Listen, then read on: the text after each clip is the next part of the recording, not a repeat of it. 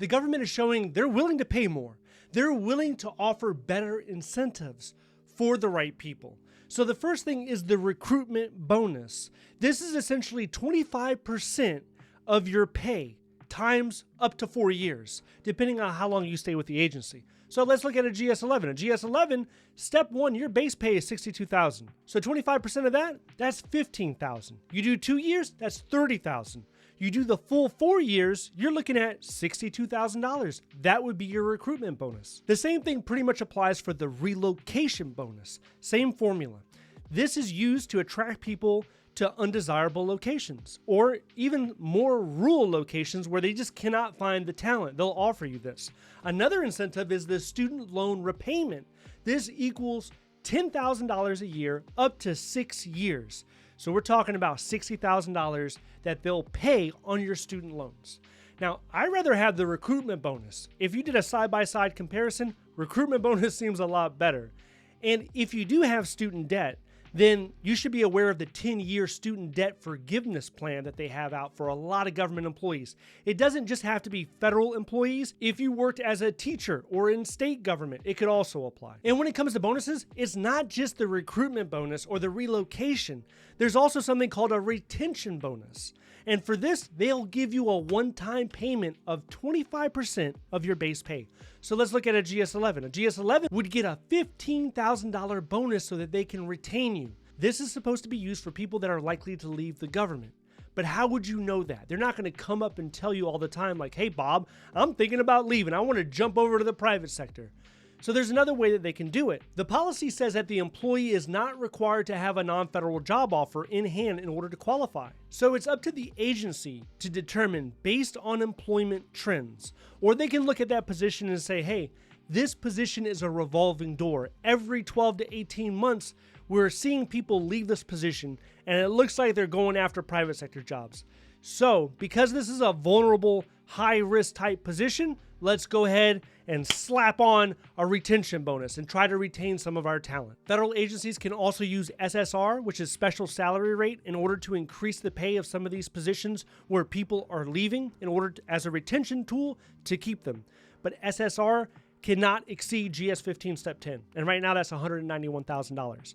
So hypothetically, you could take a GS-11 that's at step 10, that's already maxed out. You could put SSR on his salary, do 15% more. So you have more of a reason to stay in the position.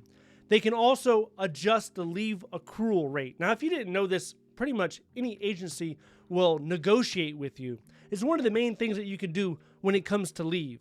When we talk about negotiations, oftentimes we're talking about salary, right? We're talking about step. We're negotiating the step. But you can also negotiate your leave accrual rate. And you can do this a lot of different ways. You can do this if you're in the military. Some of your military service will qualify you to start earning more leave per pay period. If you do not do this, more often than not, you'll start off earning 4 hours. Every pay period, you'll get 4 hours. After 3 years of government service, that gets bumped up to 6 hours. After 15 years of government service, that's bumped up to 8 hours. That's what more senior individuals earn, 8 hours per pay period.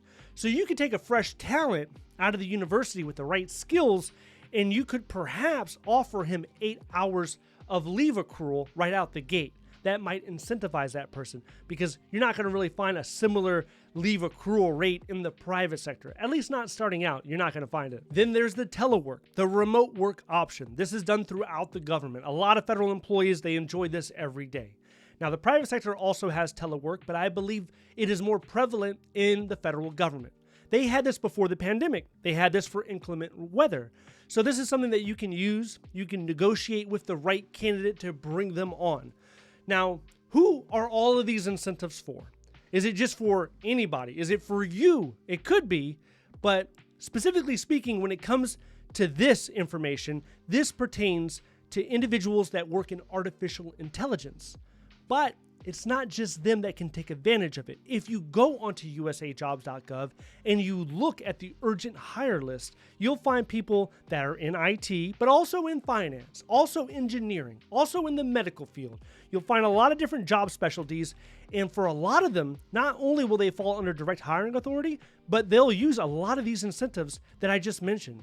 I talk to individuals going to DOD, going to the Department of Homeland Security. They have 5-figure bonuses that are attached to their job offer.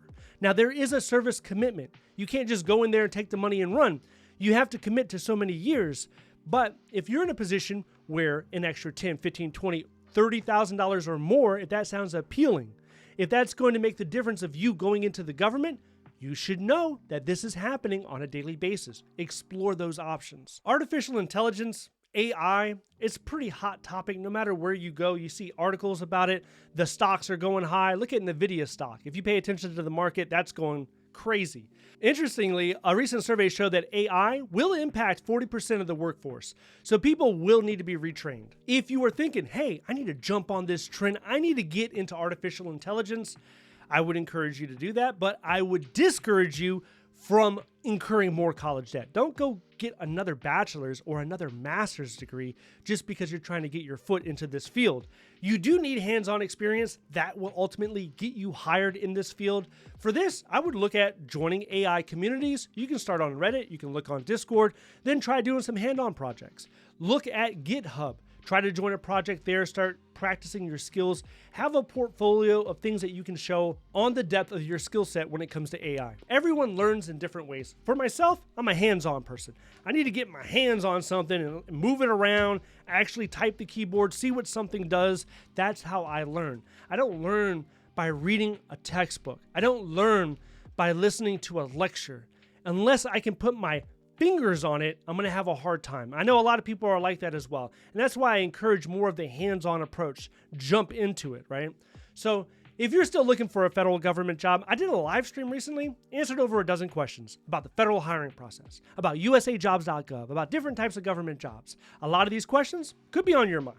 If you're interested in that, I want you to watch this video next. If you would like to see more videos like this, please click like and subscribe. Thank you so much for watching. I'll see you in the next one.